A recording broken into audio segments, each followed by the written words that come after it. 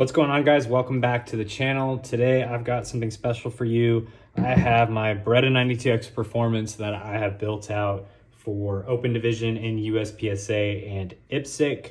I wanted to go over some of the parts. If you've seen some of my shorts, I've already shot this gun quite a bit. So now that I have, I wanted to give you my thoughts and discuss the parts that I put into the gun. All the external parts that you see here in aftermarket parts are coming from a company called Toni Systems. They are based out of Italy and they make aftermarket parts for many different manufacturers and guns. So check them out. Shout out to Ben Hart with Team Beretta. He's the one who actually helped me source some of these parts. So I got them from Toni Systems. They've been really great, real fast shipping, and they do have a few American distributors now that you can get the parts from. So check online and you should be able to source them. I'm gonna go ahead and go from front to back and discuss the parts and talk about some of the features. So starting up front here on the compensator, this is the Toni Systems open compensator. It is a 4-port compensator and it's a pretty simple design. It just screws in onto your threaded barrel, whether you use the M9 threaded barrel or an aftermarket one. And then the compensator itself actually comes with an extended recoil guide rod, and that just is captured on the compensator, so it holds it in place. And that's pretty much that. Pretty good lockup, no issues there. I've run regular standard 9 major loads and just regular 9 as well. The only issue I would say is if you're using full metal jackets with the bottom exposed here on this, that will come up on camera, it does and will let up the compensator and it can be a real hassle to clean. Ask me how I know. And then for the barrel, I have an aftermarket barrel that comes from Jarvis Custom. They've been making barrels for quite some time. This is their semi-custom fit, so it was just a drop-in barrel. I didn't need a gunsmith or anything like that to fit it.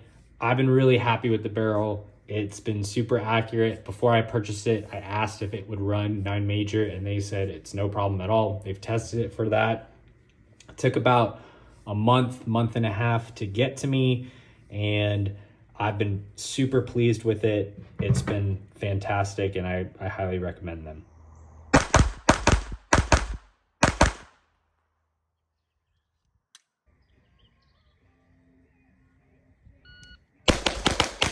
All right, so moving on to the red dot adapter. This is the Toni Systems red dot open division adapter. It is attached to the frame of the gun, so it doesn't move with the slide at all.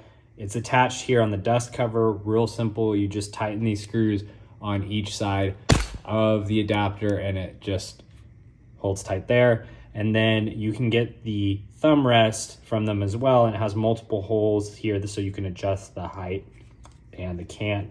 And you can see that's what it looks like here. So you can put it on the left or right. So it is ambidextrous, real simple to screw in, and you can just adjust it like that. And then the red dot, I'm running a Seymour 6 MOA dot. I run that on all of my guns. It sits on a plate, which is screwed down with these screws here. You just tighten them on each side. And the adapter plate is real nice because it has multiple different options for red dots. I think the only one that it doesn't fit that's a popular red dot is the Trijicon SRO, but you can check online to see which ones it fits. And I'm sure they'll come out with more adapter plates, or they do have them and I just didn't check, but it runs my Seymours just fine and a bunch of different options.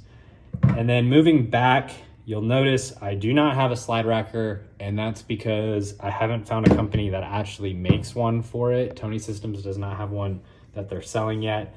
So I'm probably just gonna have to go the route of finding a machinist to make one, because the rear notch here is pretty big. So the standard 1911 or 2011 rackers do not fit for that. And then I wanted to discuss the internal parts. So pretty much all the internal parts are bone stock. This gun started life as a standard 92X Performance, and I've pretty much kept that the same. The only thing I have changed is I've replaced the hammer with a match competition hammer, which you can purchase on the Beretta website. And then I installed a single action only flat face trigger, which you can also purchase from the Beretta website. So onto the trigger. It's a really nice trigger with this single action only. You can kind of adjust how much pre-travel and over travel and the reset you want on here. So this is the amount of take up that I have on the gun, and then it's a really crisp wall, and that's the brake. And then the reset is really, really short, and that's that. So the trigger is braking right at around 2.5 pounds, probably around 2 pounds.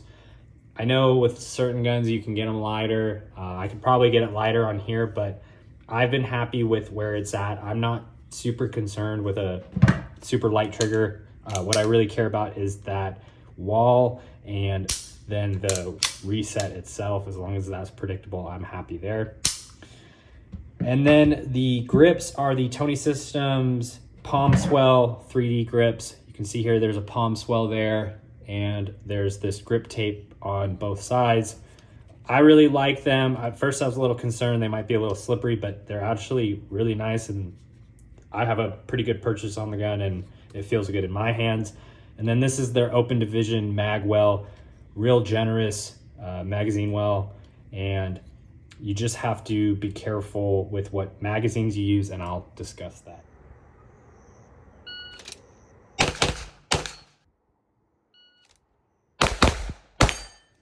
All right, so moving on to magazine options for this gun, since it's not a typical open division pistol. So I've used a few magazines, and I'll go over which ones work and which ones don't really work. So the standard 18 round Metgar magazines with no base plate on them do not work. Neither do the 15 round Beretta magazines. They're not gonna fit this mag well. If you have extensions like the Springer Precision magazine base plates, this is the +4.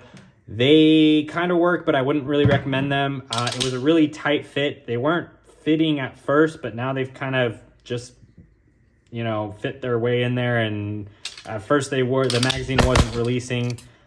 They work okay now. I wouldn't really recommend them because, like I said, it's a pretty tight fit. Which base plates I would recommend are the Toni Systems base plates. This is the +4, and it fits just fine. It's a lot smaller profile, and it fits in there real easy, and it's easy to reload. They have a +4, which is 140 millimeters, and then they have the +7, which will work in open division as well. So that'll get you to 25, and that works just fine. And then ProMag makes a 20 round extended magazine that runs, but you know, ProMag doesn't have a really good reputation, and there's not a whole lot of use for this because it's only 20 rounds. But it does run, and I did run it on a few matches. And then now MBX also has these competition magazines. This is their 170 millimeter. They also have a 140, and these work great. And this will hold about 28, 29. The only issue with these is if you are loading with a long overall length with your rounds, like 116, they're not gonna fit in here. The longest I was able to fit in here is like right around a 114, 1145. So you will have to get the overall length a little bit shorter. So if, depending on the powder that you're using, if you are getting in that higher pressure range, these may not work, but the Metgar magazine tubes seem to work. I would probably run it at like a 115 just to be sure that, you know, everything fits in there okay. So other than that, these have been great. I have no issues there, and I guess they work with Canix as well, so there's that. Other than that, that's the open build. If you have any questions, go ahead and put the questions in the comments or reach out to me on Instagram, and I'll get to them as quickly as possible. I'll link where I got the parts from in the description. Other than that, if you could please subscribe, I'd really appreciate it, and hit me up with any questions you have. Thanks, guys.